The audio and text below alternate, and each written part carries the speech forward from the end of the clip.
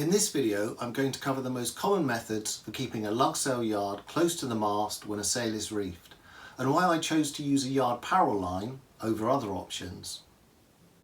My boat is an all-wood lugger, a Yakina Bay 1 design, built in the UK at the Lyme Regis Boat Building Academy and designed by American naval architect Paul Gartside.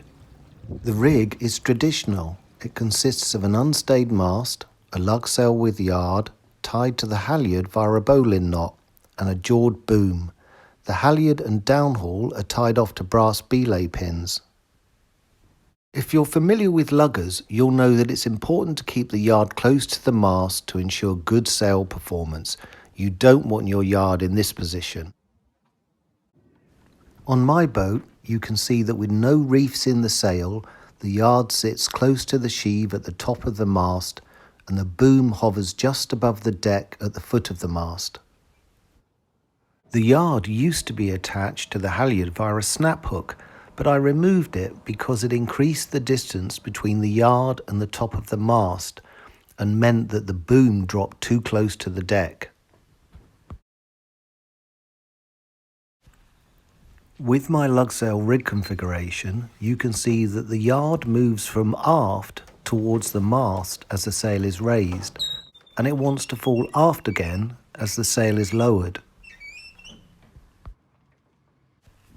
This is what my sail looks like with the yard lowered when I have a couple of reefs in it. Like all luggers, I need some mechanism for keeping the yard close to the mast when the sail is reefed. A common solution is to use a mast traveller like on this lugger. If I add a mast traveller, it will work fine when reefing, but when the sail is not reefed, the extra distance added by the mast traveller eyes and hook will make the boom on my boat sit too close to the deck, so I rejected the mast traveller option and decided to experiment with a parrel. I made this one from low stretch cord with a polyester core, some ash parrel beads, a large plastic parrel bead at one end and an overhand loop knot at the other. I added a small black plastic parrel bead to the end of the cord to give me something to grip onto when fitting the parrel, which connects the yard to the mast. With the sail reefed, I threaded the parrel through the bowline that was holding the yard, then ran the parrel round the mast and put the black bead through the overhand loop knot. With the parrel fitted, I hauled the sail higher. The parrel worked a treat. The beads allow the parrel to easily roll up and down the mast without snagging. The problem with this solution, however, is the difficulty encountered when fitting and removing the parrel. Here you can see the yard can't move forward with the reefed sail lowered. I have to hoist the sail to a good height in order to fit the parrel, but this requires I stand on the deck, reach high and stretch to fit the parrel, not something I want to do on choppy water in gusty conditions. Or I can stand in the boat with the sail lower and the yard hanging over the side, but I still have to stretch to fit the parrel. Both the mast traveller and parrel make it very difficult to get the yard aft when lowering, until you can reach high enough to lift the yard off the mast traveller hook or release the parrel. If your sail is boomless, this is unlikely to be an issue, but when a boom is involved, it's very important that the yard is free to move fore and aft while still being attached to the halyard.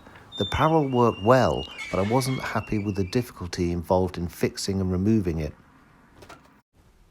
I then considered implementing a method whereby the halyard is deployed in such a way that it acts as both a halyard and parrel line.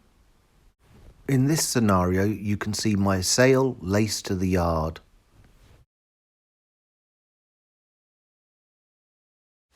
The halyard runs up to the mast sheave, then down to the yard. It runs round the yard and through the lacing eye, then back around the mast and is tied off further down the yard. The idea is that one rope acts as both the yard parrel and halyard. An alternative approach is to not put the halyard around the yard and through the lacing eye, but instead put it through a small block. This reduces the level of friction and therefore resistance when hoisting the yard. This solution is discussed by Ross Lillistone on his website Wooden Boats. Ross explains that as the halyard is pulled tight, it automatically pulls the yard in against the mast. He experimented with this setup and found it didn't work for him. He argued that the amount of force holding the yard against the mast was trivial and the yard was free to move fore and aft through a significant arc. My final option was to experiment with a simple yard parrel line. This is the method set out in the plans for my boat and is Ross Lillistone's preferred solution. I dismissed this initially because I have nowhere to tie off a yard parrel line anywhere around the foot of the mast, but I thought I'd give it a go and ordered some 6mm Liros Classic braid-on braid with a nylon thimble and eye splice at one end.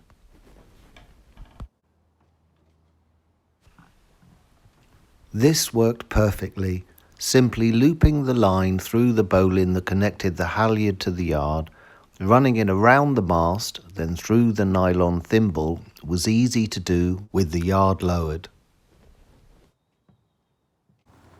And after raising the reefed sail, I could easily adjust how close to the mast the yard was held simply by tightening the parrel line, and the loop expanded as the yard was lowered, meaning I didn't have to stretch like I did when removing the parrel beads.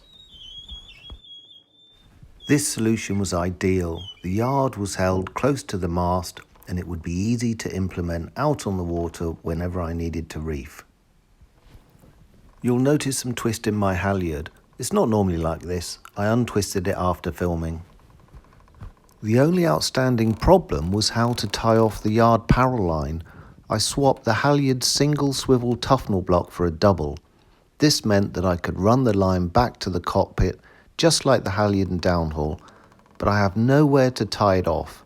As a temporary solution, I'll double up on one of the existing belay pins. Long term, I'll either add another belay pin or a cleat.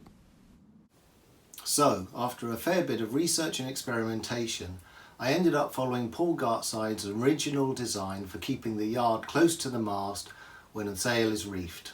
Was the time and effort I spent to investigate alternative solutions wasted? No, because I enjoyed the exploration and learnt a lot about parrels, mast travellers and how my boat operates, which gives me confidence that I've implemented the most appropriate solution for my boat.